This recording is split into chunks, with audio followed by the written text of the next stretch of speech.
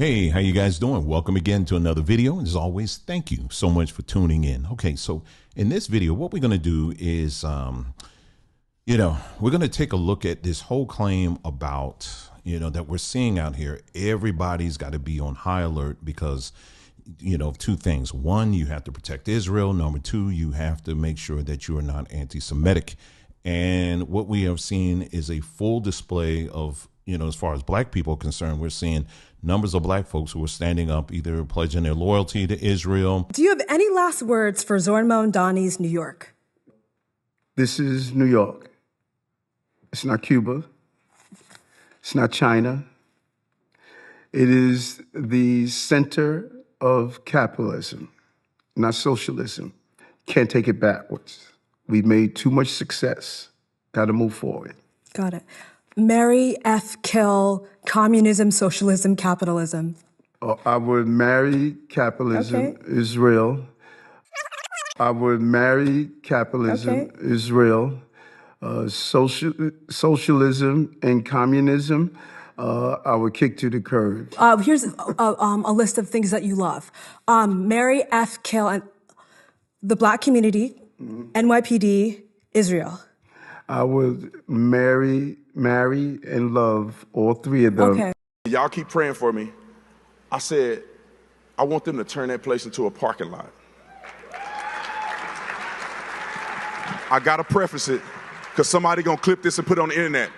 Not because of the Palestinian people per se, individual people, but because if you dare to do such an atrocity to people that I love, people that I respect, people that are chosen by God, you decide to do something like that, you should never have an opportunity to do it again. And it should be an example to everybody in the world that if you ever think about trying something like this, your country will cease to exist. I unequivocally stand with the nation of Israel because I stand with God. I stand with Israel as every Christian should because I stand with God. And the Bible, from Genesis to Revelation, from when he made a covenant with Abraham, he made a covenant with Abraham and said, I will make you a great nation, and through you all the people of the world will be blessed. The Abrahamic covenant, and he did it, and he gave Moses the 10 Commandments, and he blessed the whole world through the 10 Commandments and through Jesus Christ. Jesus Christ came through the Jewish line. He blessed the whole world through the Jewish people.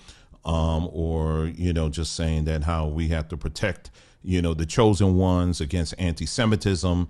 And this is not just exclusively black. I'm not saying that at all. You see a lot of people all over doing this. In this conversation that we're getting ready to have now, what I've decided to do is to take things I have said and pointed out and even made videos over the years, and I'm going to start dicing these up into even smaller pieces, because what I realize is that if you do a video that's over 20 minutes long, a lot of people are just going to check out, and that's just what it is. In the meantime, you got a lot of people that are saying a lot of stuff, but they're not really understanding or seeing what's really, really going on. And the reason why I think this is so important is because of what it's attached to. And that is, it's attached to, you hear me and many others talk about the matrix system, right? And one of the things I've said is the matrix system is largely based on Judaism. Okay. And I pointed out, and I've given many, many examples of that. Okay. And it's not just me saying it, it's other people who have pointed that out as well, but it's largely rooted on Judaism. And part of the matrix is Christianity. Okay. And,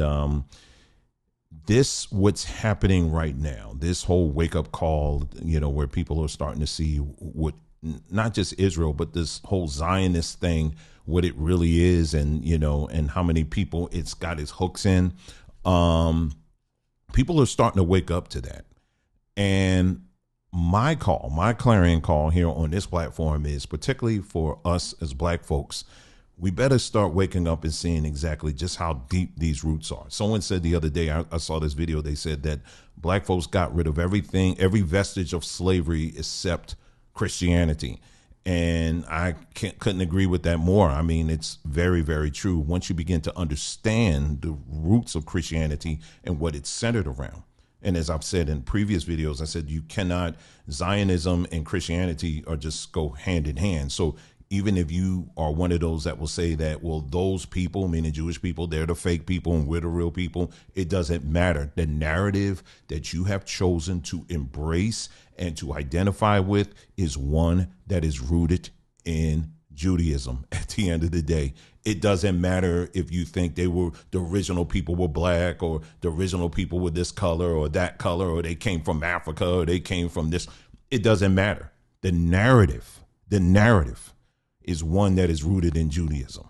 Okay, so let's just get to the point. Okay, so with that, so that's where we're ultimately getting, because I saw someone else post something. They said that if we let Israel fall, America will fall. And I said, well, that's quite scary. And I'm trying to show it on the screen here, but there are numbers, and there's a growing number of black folks, particularly those who are conservative, and even some that are Democrats, who are coming out and pledging their loyalty and saying how they gonna, stand with Israel and all this other stuff. And as a black person myself, who really enjoys and appreciates and values history, when I see these things happening, it makes me really think. It makes me reflect on history. And that's what we're going to do in this video. Okay, so what we're going to do in this video is we're going to take a look. We're going to start with, and this is not in any particular order, but I want us to look at medical history. Now, this is something that we have talked quite extensively on this platform as well, but we're going to kind of zoom in a little bit on some of the main characters in these stories. It's about 3 stories I want to share with you. All of them center on Jewish individuals, okay? And they're not just any old doctors. These are people who, to this very day, the medical industry still pulls from their knowledge that they acquired from the experimentations that they did, okay? And so that's what we're going to do. We're going to take a look at that. But the first thing I want you to do is I'm going to bring this back on the screen. And this is an individual who religious Jews have held up as an individual who they believe is one of the most greatest rabbis. Okay. You can go through Jewish literature, religious literature, even to this day. They still call back to this person. They still relate to this person. They still build on the teachings of this individual. And his name was Maimonides. Okay. And he, within the Talmud, he made a statement that I think that we should never, ever, ever, ever, ever forget, particularly as us as black individuals. So what I'm going to do is I'm going to bring this quote, and I've read it before, and we're going to do it again. We're going to bring it up on the screen as I just did, and let's take a read, okay? Because this is going to serve as the foundation of the examples that I'm going to give you in a moment, okay? So let's go ahead and read it. So this is Maimonides, and this is in the Guide of the Perplexed, Book 3, Chapter 51. Let's read it. Among those who have no religion, there is a group of people whose entire inner thought is given to the immediate satisfaction of their material wants and appetites, and they do not long for anything else. To them, men become like the dumb animals, or even lower, since the animals at least do not eat to the point of bursting, and they do not mate with every woman they see. I have already mentioned in the first part of this treatise that the inhabitants of the South have lustful and bestial natures. They have bodies which are hotter than the bodies of all other people, because they are closer to the sun, whose rays reach them when it is near the zenith. This is the opinion of the physicians. Let me read that again. This is the opinion of the physicians. Let me read that one more time. This is the opinion of the physicians. And the inhabitants of the north are the people with weak and cold natures, whose bodies are cold and their humors thick. The inhabitants of the South are the Negroes. What did I just say?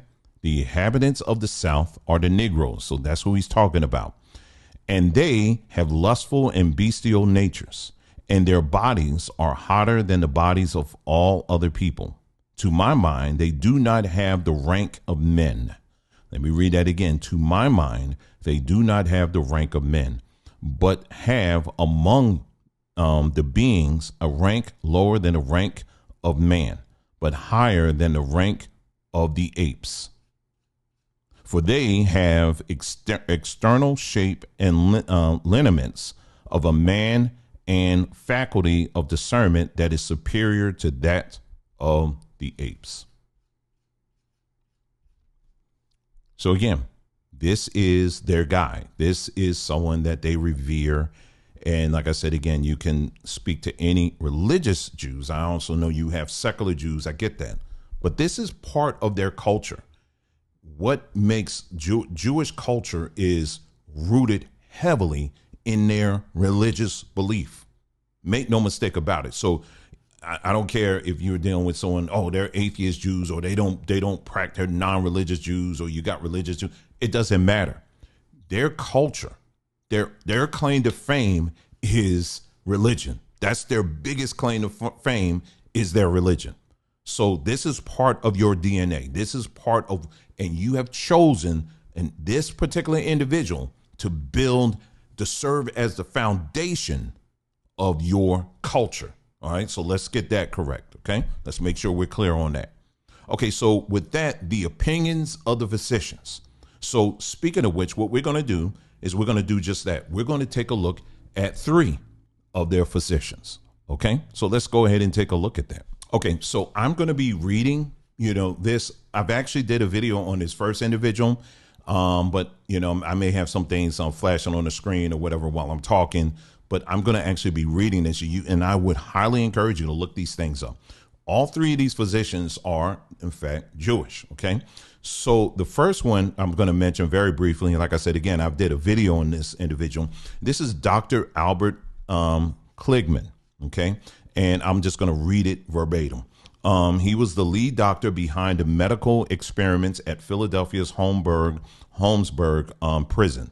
From the 1950s to the 1970s, he conducted dermatological tests on hundreds of mostly black inmates, often without informed consent, involving chemicals, drugs, and radioactive materials for companies like Dow Chemical and Johnson & Johnson. These events were later exposed in Alan Hornblum's 1998 book, Acres of Skin, prompting official apologies from Philadelphia in 2022 and the College of Physicians in 2023. So even though apologies were issued, as a Jewish person, there was no apologies issued from that. Even from him, I don't think there's any record of Dr. Kligman issuing out any apology. Well, he just left that to the city of Philadelphia to issue that apology. And what was very interesting is when the city of Philadelphia issued that apology, the mayor at that time was actually a black man. So here you have a black man apologizing for what a Jewish person did to hundreds of black inmates in Philadelphia. Now, you see how that is? I mean, you can't make that up. You literally can't make that up. Inmates were rarely told exactly what was being done to them. Some of the tests would involve testing cosmetics. This could be wearing patches of perfume or beauty creams on the skin to check for any possible harmful reactions. One test lasted for 6 months and saw prisoners living off a milkshake diet, in what is understood to be the testing of early protein or diet shakes. With a large pool of test subjects at his disposal, Kligman was able to develop revolutionary new drugs. One notable example was Retin A, a treatment for acne, earning Kligman acclaim and the Pennsylvania University thousands of dollars as the patent holder. Some of the studies induced disease into the prisoners. One involved testing how inmates would contract ringworm, with large amounts of the fungi applied to the subject's feet, who were then made to wear boots for a week. In another example, inmates were infected with herpes simplex, a viral disease to which there is no known cure. The experiments were not just the whim of Kligman. Companies would employ the doctor to carry out experiments on their behalf. The well-known company, Johnson & Johnson, would engage the services of Kligman. One of their experiments saw the testing of bubble bath on inmates with open wounds. One survivor of the experiments was an inmate by the name of Edward Anthony. Anthony enrolled for a 3-week trial, receiving $37 in compensation. The researchers began by removing his skin, using adhesive tape in the same spot, over and over again. The bubble bath was then applied on a gauze, taped to his back. This would be repeated every day for 3 weeks. Edward recalled how he could not sleep at all, and how it felt like there was something crawling under his skin and developing a fever. Okay, so now for the next one, we're going to take a look at this individual here. His name is Dr. Saul Krugman. Okay, so we're going to do the same thing. I'm going to read this. We'll have some things on the screen so that you can get the full picture. Okay, the name of the experiment that Krugman was part of was the Willowbrook State School Hepatitis Studies. Okay, again, look these things up. The time period was between 1955 and 1972.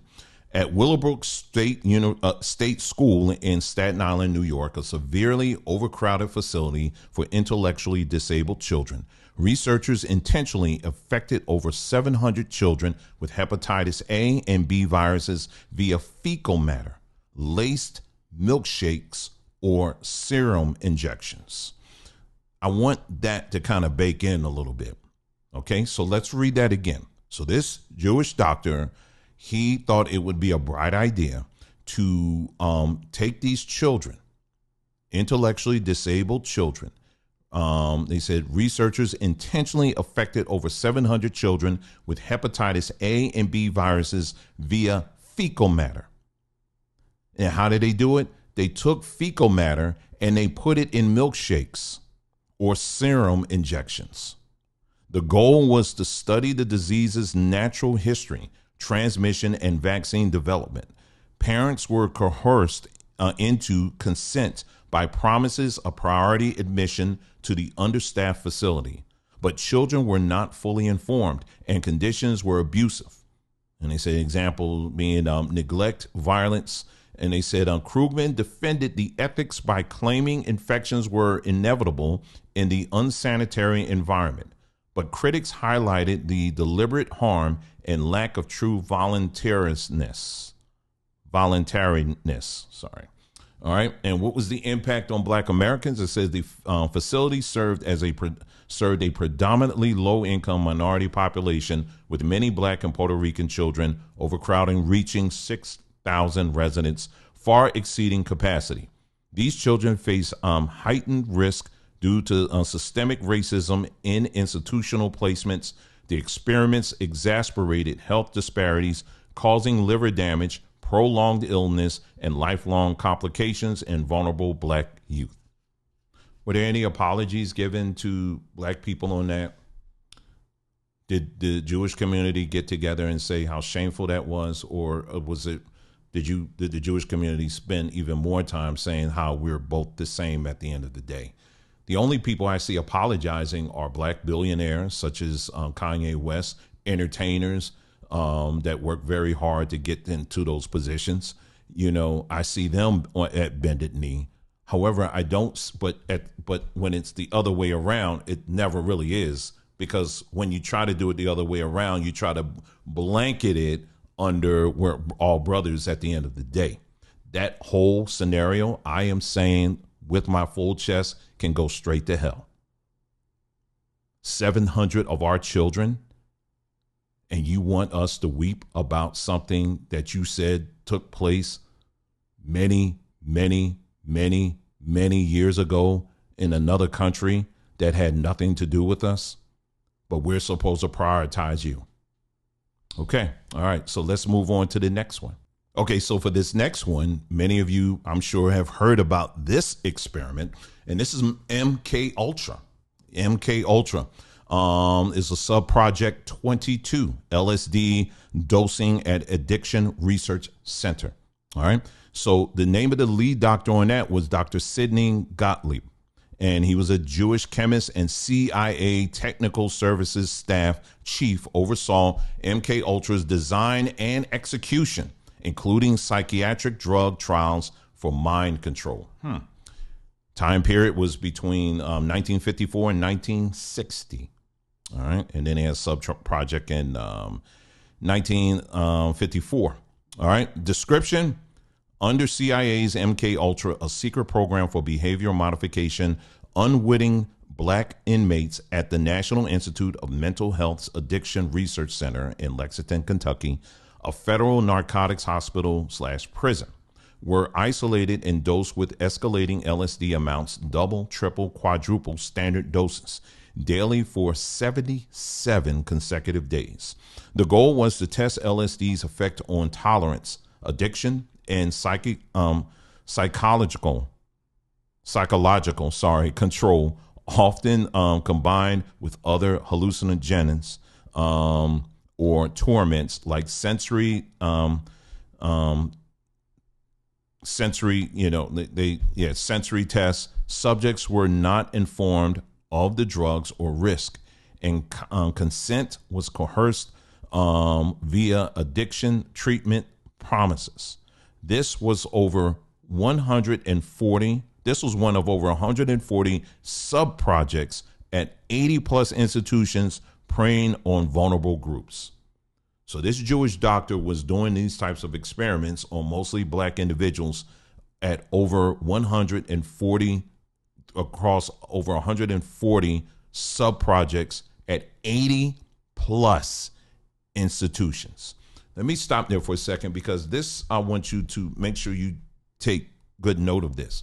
This is why we talk about, I've talked about many times on this platform about foster care, the foster care system, and how many of these children that are turned over to the foster care system are basically being turned over to the pharmaceutical companies. Don't believe me? Just take a few minutes and do a search on YouTube. There are documentaries all on this, where children who have now aged out of the system have been coming forward and saying how they are being prescribed all types of psychotropic drugs for little as, how do you feel today? You feel sad? Okay, here you go. How do you feel today? Oh, you coughed? Okay, here's something for you.